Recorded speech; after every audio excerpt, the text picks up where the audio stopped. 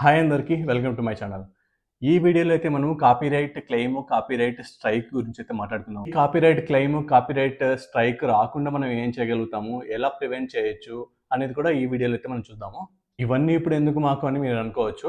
So, మీ అందరికి తెలిసినట్టు నా ప్రీవియస్ వీడియోలో చెప్పా కదా! నా ప్రీవియస్ ఛానల్ అయితే పోయింది, రిమూవ్ అయిందని చెప్పి. సో, ఇప్పుడు నేను యూట్యూబ్ గైడ్‌లైన్స్, రూల్స్ అన్నీ చూస్తున్నాననమాట. సో, అది మీకు కూడా చెప్తే మీకు హెల్ప్ అవుతది కదా! అని చెప్పేసి నేను ఈ వీడియోస్ అయితే చేస్తున్నాను. ఈ ఛానల్‌కైతే మీ సపోర్ట్ అయితే ఖచ్చితంగా కావాలి. వీడియోనైతే ఖచ్చితంగా లైక్ అయితే చేయండి. అలాగే మీరు లైక్ చేయడం వల్ల చాలామంది వ్యూయర్స్‌కి ఈ వీడియో అయితే రీచ్ అవుతదనమాట. So, that will be helpful to me. ఇంకా లేట్ చేయకుండా మనం ఈ వీడియోలోకైతే వెళ్ళిపోదాం. ఫస్ట్‌ది కాపీరైట్ క్లెయిమ్. సో, అసలు కాపీరైట్ క్లెయిమ్ అని ఎప్పుడొస్తది అనేది చూద్దాము ఇప్పుడు. సో, మనం ఒక వీడియో చేసాము. ఆ వీడియో మంచిగా రీచ్ అవ్వాలని చెప్పి మనం ఏదో ఒక ఫిల్మ్ మ్యూజిక్, మూవీస్‌లో ఉన్న పాటలు, లేతే ఏదో షార్ట్ ఫిల్మ్స్‌లో ఉన్న పాటలు, లేతే ఏదైనా వెబ్ సీరీస్‌లో ఉన్న పాటలు మనము తీసుకొచ్చి మన కంటెంట్‌లో, మన వీడియోలో యాడ్ చేసామనుకోండి. సో, అప్పుడు మనకు అప్‌లోడ్ చేసిన తర్వాత కాపీరైట్ క్లెయిమ్ అనేది వస్తదనమాట అక్కడ.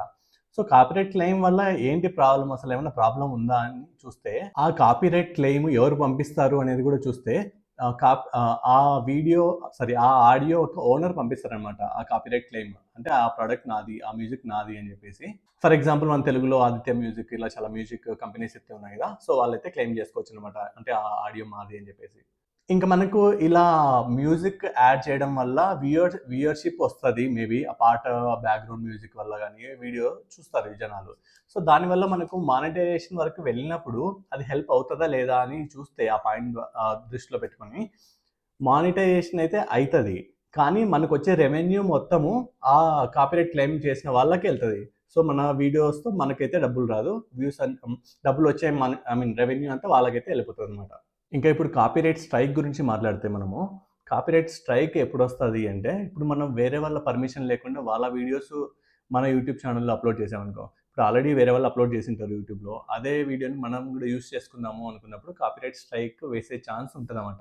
ఆ ఓనర్ మీ వీడియో యొక్క ఓనరు వాళ్ళు కాపీరైట్ స్ట్రైక్ వేసే ఛాన్స్ అయితే ఉంటది. అది ఎలా అంటే ఇప్పుడు మూవీస్ గూడా ఉన్నాయి గదా! మూవీస్ క్లిప్స్ యూజ్ చేయడము ఎక్కువ. అలాగే ఇంకా ఏవన్నా వెబ్ సీరీస్ వీడియోస్ రెఫరెన్స్ కోసం యూజ్ చేయడము. అట్లా అసలు వేరే వాళ్ళ వీడియోస్ మన దాంట్లో యూజ్ చేయకూడదు మన వీడియోలో. సో, ఆ టైంలో వాళ్ళకు ఛాన్స్ ఉంటది కాపీరైట్ స్ట్రైక్ వేసేకి. ఇలా వేరే వాళ్ళ కంటెంట్ మనం వాడితే కాపీరైట్ స్ట్రైక్ అయితే వచ్చే ఛాన్సెస్ అయితే ఉన్నాయన్నమాట. ఒక స్ట్రైక్ వస్తే అది వార్నింగ్ కిందనమాట ఫస్ట్ స్ట్రైక్. అంటే ఫస్ట్ స్ట్రైక్ అదే వస్తే వార్నింగ్ కింద మనకు ఒక ఈమెయిల్ అయితే ట్రిగ్గర్ అవుతదనమాట.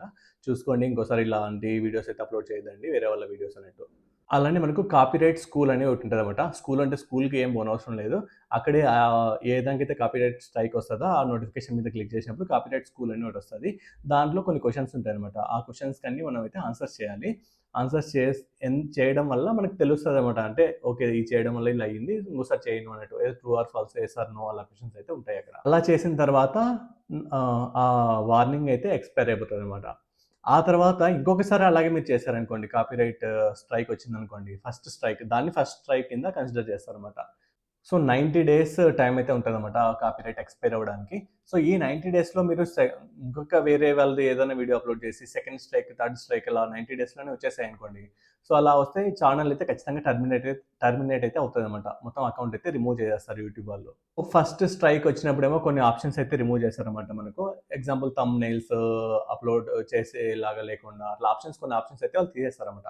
అది ఏంటి అనేది యూట్యూబ్ మనం చేసిన కంటెంట్ తీవ్రతను బట్టి వాళ్ళు డిసైడ్ చేస్తారు. ఏ ఆప్షన్స్ రిమూవ్ చేయాలి అని చెప్పేసి. మనం ఫస్ట్ స్ట్రైక్ వచ్చినప్పుడు 90 డేస్‌లో మనం ఏ కంటెంట్ అంటే వేరే వాళ్ళ వీడియోస్ మళ్ళీ కాపీరైట్ స్ట్రైక్ రాలేదనుకోండి. అది ఎక్స్‌పైర్ అయిపోతది 90 డేస్‌లో. మళ్ళీ ఫ్రెష్‌గా అంటే మళ్ళీ 3 స్ట్రైక్స్ ఛాన్స్ ఉన్నట్టు అనమాట అలా. సో, ఫ్రెష్‌గా రీస్టార్ట్ చేసినట్టు అర్థం. 90 డేస్‌లోనే సెకండ్ స్ట్రైక్ వచ్చిందంటే ఖచ్చితంగా డేంజర్ బెల్ అనే చెప్పాలనమాట. అప్పుడు ఇంకా కొన్ని ఆప్షన్స్ అయితే తీసేస్తారనమాట మనకు లేకుండా. మేబీ వీడియోస్ అప్‌లోడ్ చేసే ఛాన్స్ కూడా లేకుండా చేసేస్తారనమాట. సో, అది చాలా డేంజర్ అనమాట second strike. So, first strike at least మనకు తెలియక వచ్చినప్పుడే మనం దాన్ని ఎలాగోలా క్లియర్ చేసుకోవాలి 90 డేస్‌లో వేరే కంటెంట్ యూజ్ చేయకోకుండా అలా. సో, అలా థర్డ్ స్ట్రైక్ గూడా వస్తే నేను ఇందాక చెప్పినట్టు కంప్లీట్‌గా అకౌంట్ అయితే రిమూవ్ అయితే చేసేస్తారనమాట. ఇంకా లాస్ట్ ఒక ఛాన్స్ అయితే ఇస్తది యూట్యూబ్. ఒక 7 డేస్ టైమ్ ఇచ్చి స్ట్రైక్స్ వచ్చాయి గదా! స్ట్రైక్స్ వచ్చిన వాళ్ళ డీటెయిల్స్ అయితే మనకు కనిపిస్తాయంట అక్కడ. సో, వాళ్ళని రిక్వెస్ట్ చేసి స్ట్రైక్‌ని రిమూవ్ చేసుకోవచ్చు. మాక్సిమం ఇదైతే వర్కౌట్ అవ్వదనమాట. సో, మన లక్ బాగుండి అలా వర్కౌట్ అయితే వాళ్ళని కాంటాక్ట్ అయ్యి ఇలా స్ట్రైక్ తీసేయమని రిక్వెస్ట్ చేస్తే వాళ్ళు చేస్తే ఒక స్ట్రైక్ పోయినట్టు గదా! సో, మనకి ఇంకొక ఛాన్స్ అయితే ఉంటదనమాట నెక్స్ట్ 90 డేస్‌లో. మాక్సిమం ఈ ఆప్షన్ అయితే మాక్సిమం కుదరదని చెప్తున్నారనమాట. ఎవరు అలా ఒప్పుకోరని చెప్పేసి. సో, అసలు స్ట్రైక్స్ రాకోకుండా మన వీడియోస్ చేయడం మంచిదనమాట.